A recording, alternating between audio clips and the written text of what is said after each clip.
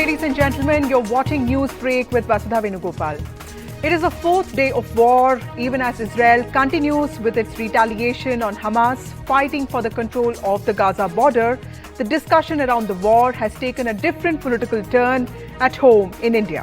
While Prime Minister Narendra Modi on Saturday was quick and steadfast in calling out the attack as an act of terror while expressing full solidarity with the people of Israel, the Congress Party's working committee, which is its highest decision-making body, has reaffirmed its support to the Palestinian cause without mentioning the horrific attack carried out by Hamas on Israel.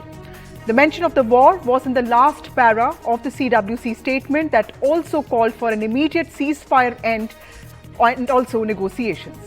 Now on Sunday, however, the party's communication head, Ramesh, had condemned the attack on Israel while reiterating the party's position that it has always believed in the legal aspirations of the Palestinian people for the life of self-respect. He had specifically talked about a process of dialogue ensuring the legitimate national security interest of the Israeli people. Now, the BJP, of course, has questioned why the Congress chose to skip the mention of Hamas terrorists or call it an act of terror in its official statement. The party has accused the Congress of playing vote bank politics, appeasing the minority community, and also not being serious about the danger of global terror. This brings us to the most important questions that we are asking tonight. Was the Congress Party's mention of just Palestine in its statement a strategy? Was it an oversight? Was it a political blunder or just an effort to strike a balance? Is there a sense of disagreement or discomfort in the party regarding the formulation of this statement, particularly the mention of Palestine and no denunciation of terror? This is election season, and will the BJP use this to further and strengthen its position as the only party that can counter terror?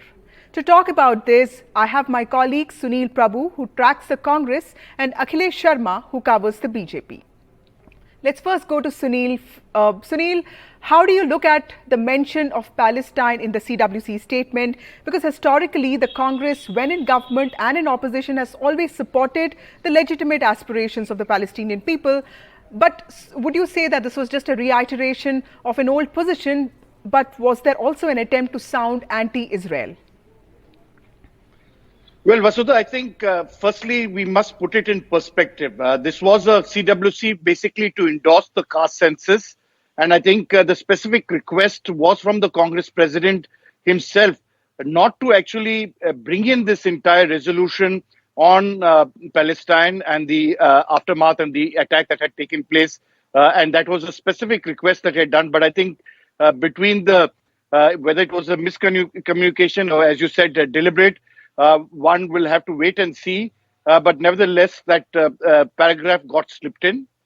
There was definitely a discussion in the CWC where no less than Mr. Shashi Tharoor had very specifically said that we must condemn terror, as well as Mr. Ramesh Channitala making a very clarion call for the state of Palestine. So that's something that really, as you rightly pointed out, was it deliberate? It's a mix of both, actually, honestly. The Congress, while has already condemned that attack, and there's a statement already to that effect, but why did they not reiterate it in the CWC statement is something that really Mr. Jairam Ramesh was trying to rechange the formulation. Whether this had been done without the knowledge of the Congress president is something that we'll have to wait. The last word hasn't been heard. But definitely there is a constituency that the Congress party, as well as the government of India, has steadfastly stood for the people of Palestine. And it's in that context that they wanted to take that nuanced position, despite the clarion call for everybody for the supporting the state of Israel and the terrible terror attack that took place. Right. Akhilesh, can you tell us how is the BJP looking at this? Because we saw this tweet by Minister Prahlad Joshi. We also saw some MPs like Tejasvi Surya pick on this particular aspect. Do you think this strengthens the BJP's position, as projecting itself as the only party that can take on terror?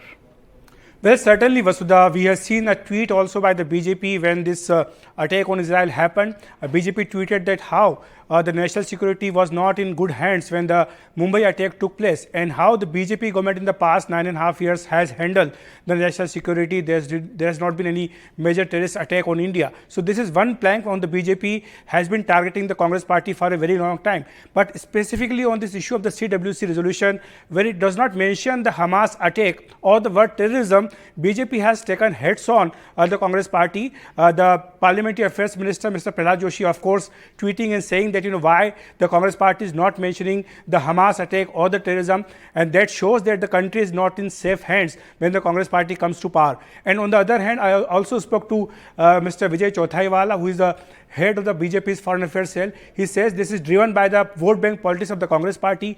He also mentioned that how Narendra Modi, when he was the chief minister, he visited Israel, but the BJP has always tried to maintain a balance between the Israel and the Palestine issue. In fact, when Modi became the prime minister, he visited Israel, but on the other hand, just to dehyphenate Israel and Palestine, Prime Minister Modi went to Palestine also, and he went via Jordan. He took a helicopter from Jordan and went to the West Bank, Ramallah. And that shows that how the BJP government at the center was serious about the Palestine issue also. But today the issue is not about the Palestine, but it is the issue of the lives of the innocent civilians of the Israel. And on that front, the Congress party should have condemned this terrorist attack, and they should have mentioned the word Hamas, but instead they chose to make a fine balance. And BJP, of course, says that in the coming elections, this will be one of the biggest issue as far as the national security is concerned. Thank you, Sunil and Akhilesh, for speaking to us. We also have a panel of esteemed guests, senior journalist Aditi Phadnis and political commentator Sanjay Singh with us. But before we go to them, what has been India's official position on Israel-Palestine been like for the last 75 years? My colleague Mohammad Ghazali has this explainer. So what has been India's stance on the Israel-Palestine conflict? In the post-independent India, Mr. Pandit Jawaharlal Nehru and Mahatma Gandhi's stand was that India was staunchly pro-Palestine, as Mr. Nehru and Mahatma Gandhi opposed religious exclusivity and supported the Palestinian cause. Even in the United Nations, India voted against the partition of Palestine and Israel's admission to the United Nations, but recognized Israel in 1950 after Turkey and Iran did so. During the era of Indira Gandhi and Rajiv Gandhi, there was support for Palestine. During Indira Gandhi's rule, India continued its support for the Palestinian struggle, elevating the PLO to the sole legitimate representative of Palestine. Even it had strong ties with Yasser Arafat, and India even hosted the NAM summit in 1983, emphasizing solidarity with Palestine. But over the period of time, the dynamics have now changed. The critics, after this full support of Palestine was shown by the Indian government, within India, the critics raised concerns about its pro-Arab stance given the Arab countries' neutrality during India's wars with China and Pakistan. India recognized Israel finally in 1992, establishing full diplomatic relations after the end of the Cold War and BJP's rise to power. Now, there have been significant events in the last couple of decades when Israel has been a strong ally of India, and the first such instance was in Kargil conflict. During the Kargil conflict in 1999, Israel provided crucial military support, strengthening bilateral ties with India. But what has been the stance of India, or what has been the relations of India-Israel in the last 10 years? Prime Minister Narendra Modi's approach has balanced India's ties with Israel and Palestine. He visited Israel in 2017, signaling a shift in the focus and what we now know as dehyphenation. Mr. Modi achieved a dehyphenation of the relationship by separately visiting Palestine in 2018. Now, what has been the wider regional engagement? That India has deepened ties with Israel and West Asian nations like Saudi Arabia, Egypt, Qatar and Iran over the past decade. But with this war which has now broke out between Israel and Hamas in Gaza, the diplomatic tight spot India finds itself in, because the recent hostilities, India also has strong ties with Israel as well as with Palestine. India also has strong ties with all the pro-Israel countries as well as the anti-Israel countries. And also why India finds itself in a tight spot, because India is trying to have good economic relations in the Middle East, but in this current situation where the situation is unfolding even now on the fourth day of the conflict, it will be very tough to choose side, though Indian Prime Minister has voiced his strong support for Mr. Netanyahu and Israel's fight against terror, but still the dividends are still at stake. India had hoped to benefit from the newfound peace in the region with Abraham Accords and multiple Arab countries joining hands with Israel or renewing their diplomatic ties. So India also thought that it can gain out of it, and we know there is a group called I2U2, India, Israel, UAE and US, and multiple such forums were announced where India was part with Israel. India and Israel shared platforms, but now it will be quite tough for India to take a unilateral stance because India has good relations with Iran. Iran is seen as a primary enemy of Israel. India has good relations with Saudi Arabia, and even Saudi Arabia has now voiced its support for Hamas. So in this developing situation, it will be quite a sort of tough task for India to meddle through it, to show that it still stands with the Palestinian cause, because since 2018 till today, India has given more than $23 billion to Palestine through the UN aid. So that was my colleague Mohammad Ghazali talking to us about the long-standing engagement that India has had with the Palestinian cause and the relationship that Narendra Modi as Prime Minister has built with Israel. Let's go to our guest now, political analyst Sanjay Singh and author and senior journalist Aditi Phadnis. Aditi ma'am, I'd like to go to you first. As far as I've known, there has been a tradition in this country that opposition parties and ruling party have always often been on the same page when it comes to foreign affairs. But now we have the Congress party saying something on Palestine. The PM has, on the other hand, condemned the attack on Israel.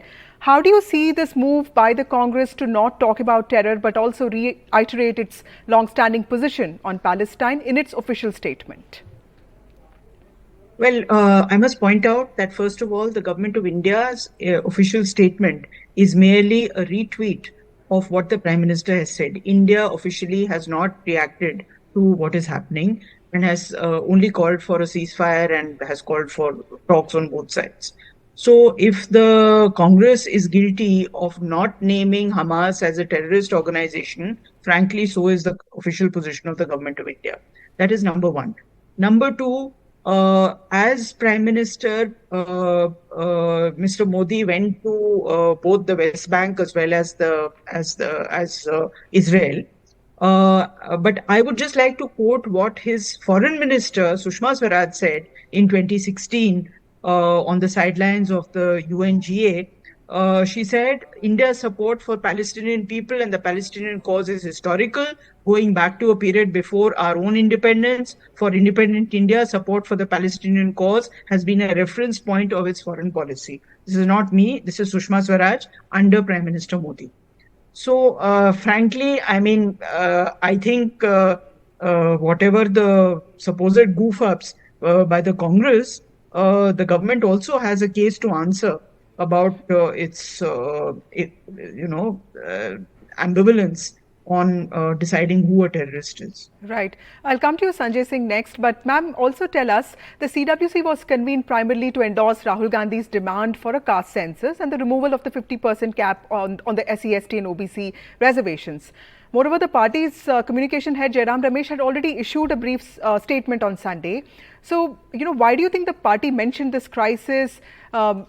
Because this is also seen as a move that could have been probably planned with more caution, because it seems like a diversion of sorts. No, I don't think it's a diversion. The Congress has always taken a position on a variety of issues, and perhaps it felt impelled to take a position on this as well. In 2009, when Israel launched an offensive on Gaza, the Congress had a very strong position, and that was largely impelled by left participation in the Congress-led UPA government. So, I mean, they've had a position on this. So I don't think we should be criticizing and asking why it has a position. I mean, that's not the right question to ask. Maybe the question is why it has the particular position that it has taken. And that is very clear, that it believes that Muslims in India have a certain standpoint on Palestine. They have always had a standpoint. It is the biggest minority, the biggest Muslim minority population anywhere in the world. And so the Congress believes that it should stand up for that population. Only thing is, I don't know how much resonance a war in the Middle East, a war between Hamas, Palestine, and Israel is going to have in, say, the villages of Rampur or elsewhere. But that's a separate issue. Right. Ma'am, one more question to you. But do you think, attacking the Hamas or criticizing the attack by Hamas would in any way dilute the position of the Congress on Palestine? No, look, Hamas is one of many groups that are operating in that area. The West Bank is controlled by Al Fatah, and Gaza is controlled by Hamas. So, I mean, I don't think the Congress wants to get into who is a terrorist and who is not, and whether left bank is better or West Bank is better and Hamas is worse, or etc. etc. I Right. don't think it wants to go there. Right. So Right. it has taken a position which it feels is consistent with its earlier position, which is, I mean, you might not like it, but that's what it is. Right. Right. Mr. Singh, what do you read into this statement by the CWC, and how do you see BJP's response to this? Because we saw Minister Prahlad Joshi respond very critically to it. Do you see this as advantage BJP? Vasudha, two things here. Congress's position and Government of India's position are the same. I think that reading, to my understanding, would be very fallacious, because Prime Minister's day one, after a few hours, he categorically said terrorist attack. So therefore, equating that with Congress's stand and Government of India's stand and Congress's stand be the same, I think that would be misrepresentation of facts, to my understanding. Second part, about Congress's CWC resolution. As Sunil Prabhu said, I think Sunil Prabhu is one of the best persons whose understanding, I think, on Congress and what happens within the Congress, he is one of the best. When he says that party president Mallikarjun Kharge repeatedly said this meeting was convened, and this has appeared in some newspapers also, written by persons who cover Congress very extensively. Mallikarjun Kharge said this would be taken up separately if need be, because this meeting has been called on caste census. If Mallikarjun Kharge, the party president, was not in favor, and even then this finds mention in Congress's resolution, and this became news, obviously, the obvious headline was this, then what is status of Congress party's president within the organization? That is, again, a very critical question to answer for the Congress.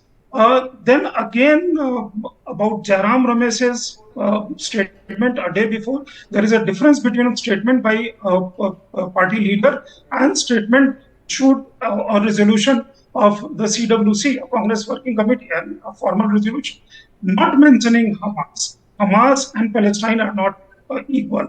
Hamas cannot be equated with Palestine. So therefore, I think another fallacy most people are indulging in when they point out Government of India's support to Palestine cause, and Sushma Swaraj or Prime Minister Narendra Modi visiting Palestine and also separately visiting Israel are two different things. Palestine is not Hamas. Hamas is a terrorist organization. Responsible people from Palestine, I've seen in last 3 days on various social media platforms, they have come on various forums and condemned what Hamas has been doing and what kind of organization Hamas is. A political organization does not enter into some territory armed with these kind of things, does not kind of indulge in the kind of brutality which numbs your senses, does whatever they did with women and children.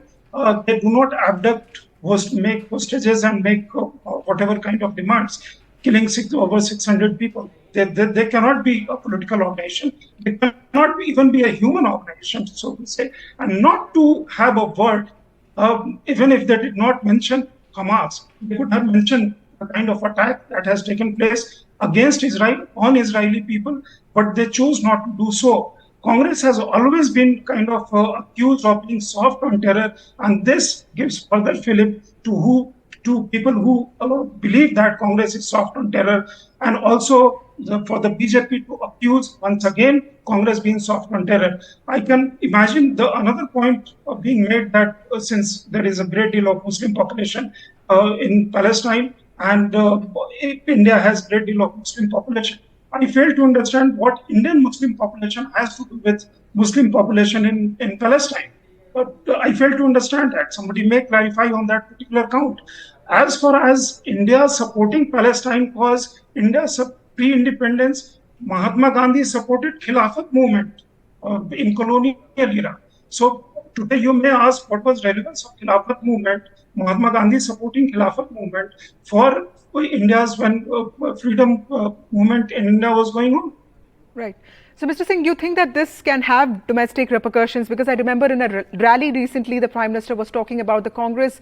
You know, he had alleged that the Congress had outsourced its ideology to some other parties. So, do you think that this strengthens the BJP, and what kind of domestic implications can it have for the Congress party?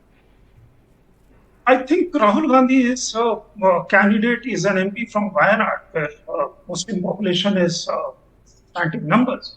If we have seen as what has been referred here also and other places also, that India has a substantive minority Muslim population, and so they somehow empathize with the Palestinian cause, whatever is happening there. And we have seen some kind of rallies being taken out AMU and certain other places against Israel in favor of Palestine, not actually mentioning Hamas, but kind of condoning the act that has taken place. The question that you are asking about domestic, how is it going to impact domestic policies? And Congress, if you see for long, Rahul Gandhi's participation in JNU on when that Azadi Azadi slogans were raised, and Bharat Pere Tukre Honge Inshallah, and Rahul Gandhi going there and standing with the left liberal students, who actually some of those were cheering on that particular day.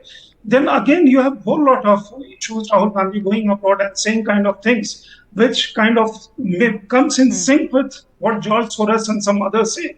That there are n number, for example, I can cite those examples also, where his statement somehow broadly comes out similar to statements people who professedly are anti-Modi / anti-India. The problem is when your anti-Modism goes to a point when it borders between anti-Modi and anti-India. Right. I think it borders into the latter part. Right.